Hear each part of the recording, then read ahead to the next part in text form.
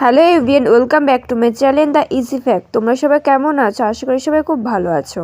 তো আজ বাড়িতে রান্না করেছে লাউ দিয়ে ডিম, আর এটা খেতে হয়েছিল দুর্দান্ত। তাই ভিডিওটা স্কিপ না করে লাস্ট পর্যন্ত দেখো। চলো ভিডিওটা শুরু করা যাক। তো এখানে প্রথমে আমি লাউ কেটে নিয়েছি ছোট ছোট করে, আর এখানে লাউটা ছিল কচি লাউ, আর কেটে নিয়েছি আলু, টমেটো আর কাঁচা লঙ্কা। লঙ্কাগুলোকে মাঝখান থেকে আমি চিড়ে দিয়েছি। আমি যেহেতু লাউটা ডিম দিয়ে রান্না করব, তাই একটা ডিম নিয়ে নিয়েছি। তোমরা এখানে দেখতেই পাচ্ছ ডিমটা একটু লম্বা টাইপের, গোল না। এটা কিন্তু ডবল কুসুমের ডিম, মানে এখানে দুটো কুসুম আছে। তো আমি ডিমটা ভেঙে নিয়েছি, দেখতেই পাচ্ছ এর মধ্যে দুটো কুসুম রয়েছে। তো তার মধ্যে আমি দিয়ে দিলাম একটু লবণ, আর তারপর এটাকে ভালো করে ফাটিয়ে নেব আমি। কারণ কি জানো, ডিমটাকে ভালো করে যদি না ফাটাই তো ডিমটা না ভালো করে ফুলবে না। এদিকে আমি গ্যাসটা ধরিয়ে কড়াইটা বসিয়ে দিয়েছি। কড়াইটা গরম হয়ে গেলে তার মধ্যে দিয়ে দিলাম সামান্য পরিমাণে তেল। তারপর তেলটা গরম হয়ে গেলে হালকা নেড়ে চেড়ে দিলাম।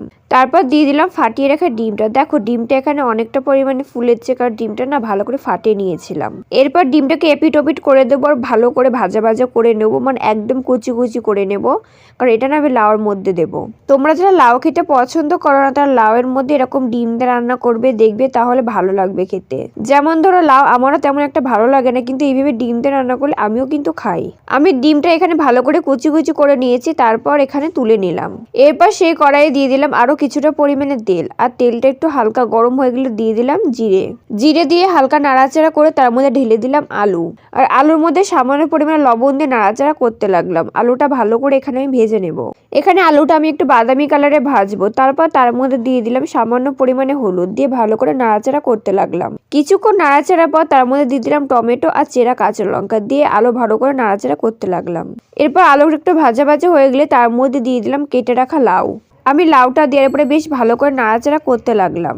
বন্ধুরা, তোমরা এখনো যারা চ্যানেলটা সাবস্ক্রাইব করেন তারা ভিডিওতে লাইক করে চ্যানেলটা সাবস্ক্রাইব করে দিও, আর পাশে থাকা বেল আইকনটিকে অবশ্যই প্রেস করে, যাতে পরবর্তী ভিডিও নোটিফিকেশন সবার আগে তোমার কাছে পৌঁছায়। আমি লাউটা একটু নাড়াচাড়া করে তার মধ্যে দিয়ে দিলাম সামান্য পরিমাণে লবণ। তারপর আরেকটু নাড়াচাড়া করে আমি ঢেকে দিয়েছিলাম 5 মিনিটের জন্যে। আর 5 মিনিট পরে ঢাকনা তুলে তার মধ্যে আমি দিয়ে দিলাম ডিমগুলো, দিয়ে এবার ভালো করে আমি নাড়াচাড়া করতে থাকবো।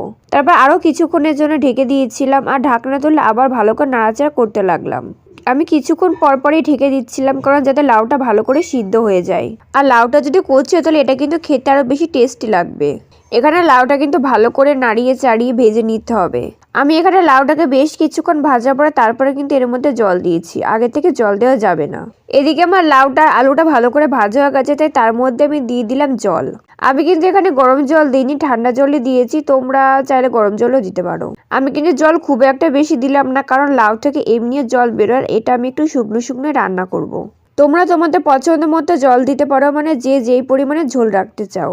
এরপর আমি এর মধ্যে দিয়ে দিলাম সামান্য পরিমাণে হলুদ, তারপর হালকা নেড়েচেড়ে দিলাম।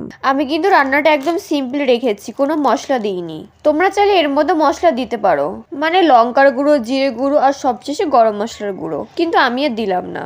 এরপর আমি কিছুক্ষণের জন্য ঢেকে দিলাম, আর কিছুক্ষণ পর ঢাকনাটা তুললাম। এরপর হালকা নেড়ে চেড়ে দিলাম। ভিডিওতে সেরকম বোঝা যাচ্ছে না, তবে সামনাসামনি দেখতে কিন্তু আরো বেশি সুন্দর ছিল। আমার রান্না কিন্তু প্রায় হয়ে গেছে, তাই সবশেষে দিয়ে দিলাম আমি দুধ। আমি কিন্তু সবসময় গরুর দুধ দিই, তোমরা চাইলে পাউডার দুধও দিতে পারো। আর যদি ভালো না লাগে তাহলে দেওয়ার কোনো দরকার নেই। এরপর আমি আরো কিছুক্ষণের জন্য ঢেকে দিয়েছিলাম, আর ঢাকনা তুলে ভালো করে নেড়ে চেড়ে দিলাম। আমি একটা হাতা দিয়ে ভালো করে লাউগুলোকে গলিয়ে দিলাম, যাতে এটা খেতে আরো বেশি সুন্দর হয়। আমি কিন্তু এখানে ঝোলটা একদম গামাখা রেখেছি, তোমরা তোমাদের পছন্দ মতো রেখো। আমি কিন্তু মাঝে ঝোলটা চেখে দেখেছিলাম যে লবণটা ঠিকঠাক আছে কিনা, মনে হলো ঠিকঠাকই আছে, তাই আর দিলাম না। এরপর আমি আরো কিছুক্ষণ নাড়াচাড়া করলাম। ব্যাস, এবার নামিয়ে দিলেই রেডি লাউ দিয়ে ডিম। তোমাদের আজকের রেসিপিটা কেমন লেগেছে অবশ্যই আমাকে কমেন্ট করে জানিও। আর ভিডিওটা ভালো লাগে লাইক কমেন্ট শেয়ার জন্য সাবস্ক্রাইব করে আমার পাশে থেকো। আজকের ভিডিওটা এই পর্যন্ত, দেখা হয় পরবর্তী ভিডিওতে। ততক্ষণ পর্যন্ত সুস্থ থেকো, ভালো থেকো, বাই।